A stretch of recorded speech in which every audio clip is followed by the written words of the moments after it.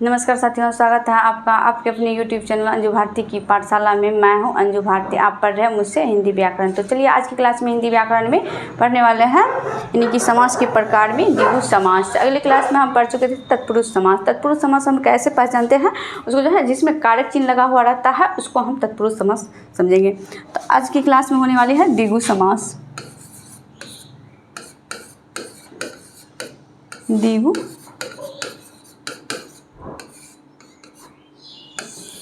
समास। द्विगु समास किसे कहते हैं?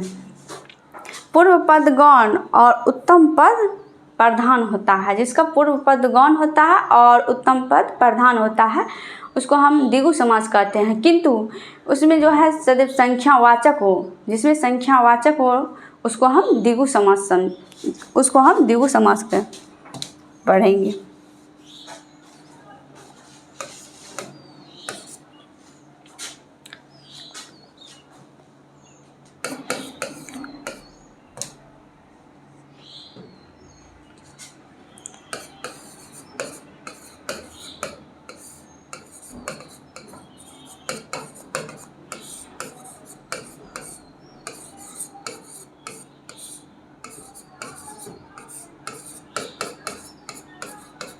पूर्व पद गौण तथा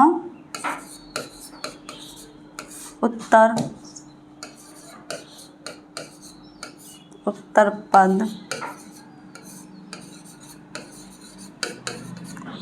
प्रधान हो, किंतु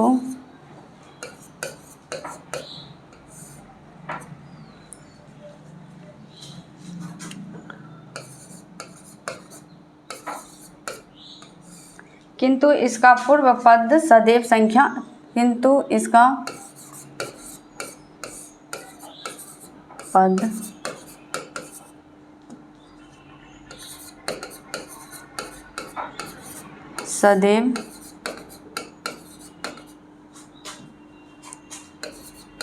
पूर्व पद सदैव संख्यावाचक हो।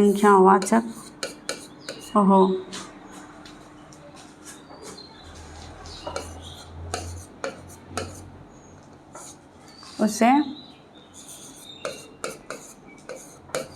द्विगु समास कहते हैं।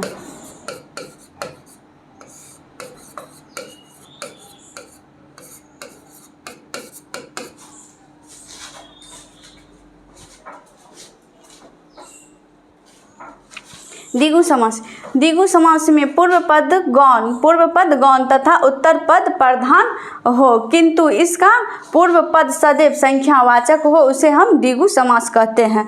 तो एग्जाम्पल में देखते हैं द्विगु समास में, यानी कि संख्यावाचक है जैसे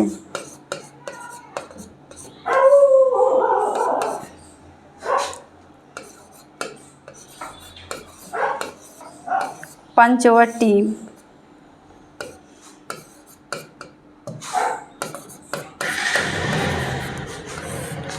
पाँच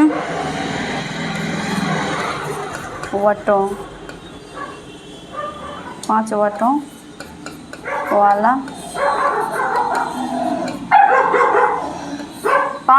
वाला स्थान। यानी कि वटों का मतलब क्या होता है? यानी कि वटों का मतलब होता है वृक्ष। वटों का मतलब होता है वृक्ष।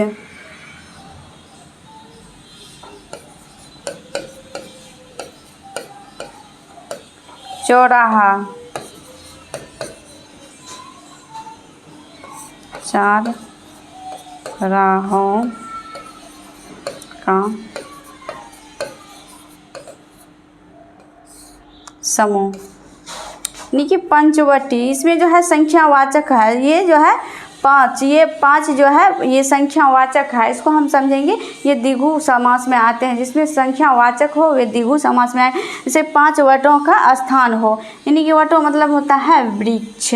वटों मतलब क्या होता है? वृक्ष। यानी कि चौराहा 4 राहों का समूह, जहाँ पे 4 राहों का समूह हो उसको हम क्या कहते हैं? चौराहा।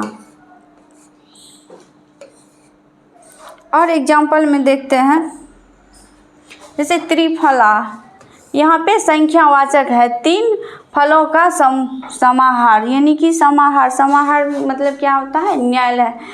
3 फलों का समाहार यानी कि द्विवेदी 2 वेदों का जानने वाला, 2 वेदों का जानने वाला। नवग्रह मतलब क्या होता है, नवग्रहों का समाहार।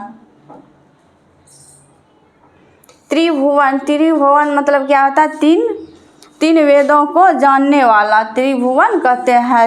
यानी कि चौवन्नी मतलब 4 आनों का समूह, 4 आनों का समूह। सप्तरंग मतलब क्या होता है, 7 रंगों का समूह, 7 रंगों को समूह सप्तरंग कहते हैं। जैसे कि कोई शब्द आता है यानी कि त्रिलोचन, यानी कि त्रिलोचन शब्द जो है इसमें जो है संख्यावाचक है, यानी कि त्रिलोचन।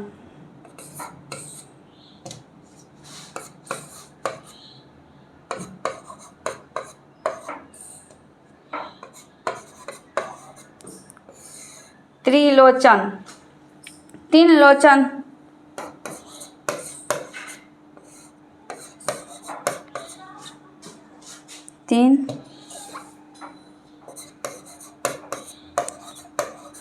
लोचन वाला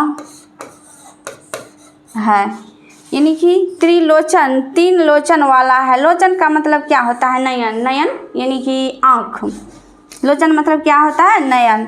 3 लोचन वाला हो, 3 लोचन वाला है, उसको हम त्रिलोचन कहते हैं। तो 3 लोचन वाला क्या है, इसका जो है अर्थात निकलता है, अर्थात भी निकलता है, लेकिन यहाँ पे संख्यावाचक है, तो ये जो है द्विगु समास में आएगा। इसका अर्थ निकलता है शिव, जिसको जो है जिसको 3 नेत्र रहता है तो शिव को रहता है, तो उसको हम त्रिलोचन कहते हैं। तो आज की क्लास यहाँ तक है और नेक्स्ट की और देखा जाएगा।